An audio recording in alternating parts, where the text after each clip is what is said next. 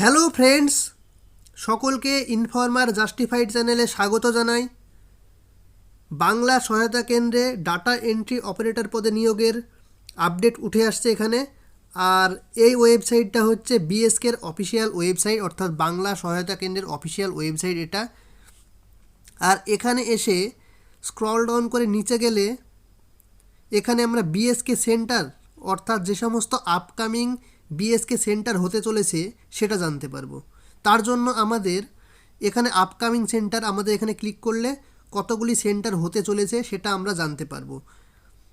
এখানে যেমন বলছে যে 1464টা সেন্টার যেটা শুরু হতে চলেছে, অর্থাৎ টোটাল ভ্যাকান্সি, অর্থাৎ প্রতিটি বিএসকে কেন্দ্রে 2 জন করে নিয়োগ হবে, অর্থাৎ এটার সঙ্গে ইন্টু 2 গুণ করলে যত হবে ততগুলো ভ্যাকান্সি প্রকাশিত হবে।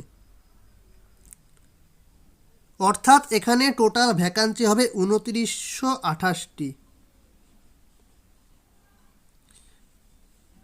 এই ভ্যাকান্সি হওয়ার সম্ভাবনা রয়েছে। এছাড়াও কোন কোন জেলায় কতগুলি বিএসকে সেন্টার তৈরি হবে তার লিস্ট প্রকাশিত হয়েছে। আর সেই লিস্টটা হচ্ছে,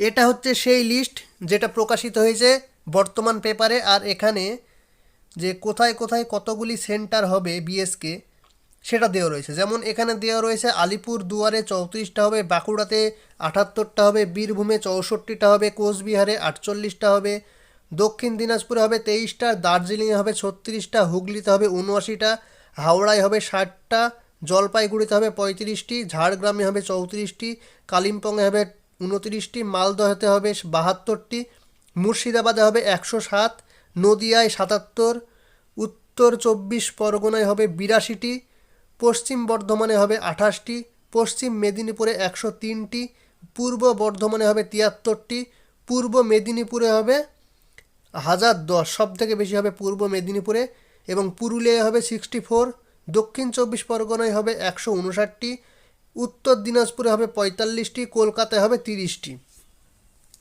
এটা হচ্ছে ফুল ডিটেলস যে কোথায় কতগুলি বিএসকে সেন্টার হবে আর কোন ওয়েবসাইটে গিয়ে অ্যাপ্লাই করতে হবে। যদি বিএসকের ফর্ম বেরায় সেটা অনলাইনে ফিল আপ করতে হবে, আর কোন ওয়েবসাইটে গিয়ে ফিল আপ করতে হবে সেটাও আজকে দেখিয়ে দেব।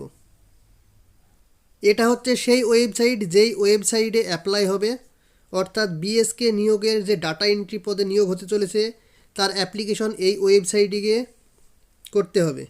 আর এখানে যাওয়ার পর এই 3 ডট যে অপশান আছে সেখানে ক্লিক করতে হবে। এখানে ক্লিক করার পর এখানে যে কেরিয়ার বলে যে অপশানটা আছে আমাদের এখানে ক্লিক করতে হবে। এখানে ক্লিক করার পর এখানে কিচ্ছু দেখাচ্ছে না। যখন ফর্ম ফিল আপ শুরু হবে তখন এখানে দেখাবে যে click here to apply online, তারপরে সেই পোর্টালে গিয়ে ফর্মটা ফিল আপ করতে হবে। আর এই ফর্মটা খুব শীঘ্রই ফিল আপ করে নিতে হবে, কারণ সার্ভারের প্রচুর সমস্যা হয়। তাই এই ফর্মটা যখনই বেরোবে ঠিক সেই সময় ফিল আপটা করে নিতে হবে। আর যাদের যাদের যুবশ্রী প্রকল্প অর্থাৎ এমপ্লয়মেন্ট ব্যাংকে রেজিস্ট্রেশন করা নেই তারা খুব শীঘ্রই রেজিস্ট্রেশনটা করে নেবে, কারণ যে এমপ্লয়মেন্ট ব্যাংকের রেজিস্ট্রেশন আইডিটা চাই। সেই জন্য যারা এখনও পর্যন্ত এমপ্লয়মেন্ট ব্যাংকে রেজিস্ট্রেশন করেনি তারা খুব শীঘ্রই রেজিস্ট্রেশনটা করে নেবে, এবং সেই নম্বরটা অনলাইন অ্যাপ্লাই করার সময় লাগবে। তাহলে ভিডিওটি আজকের মতো এতদূরই। ভিডিওটি ভালো লেগে থাকলে লাইক, কমেন্ট, শেয়ার এবং চ্যানেলটি অবশ্যই সাবস্ক্রাইব করে দিয়ে পাশে থাকা বেল আইকনে প্রেস করে রাখবেন এই রকম নিত্য নতুন আপডেট পাওয়ার জন্য। এবং ভিডিওটি পুরোটা দেখার জন্য ধন্যবাদ।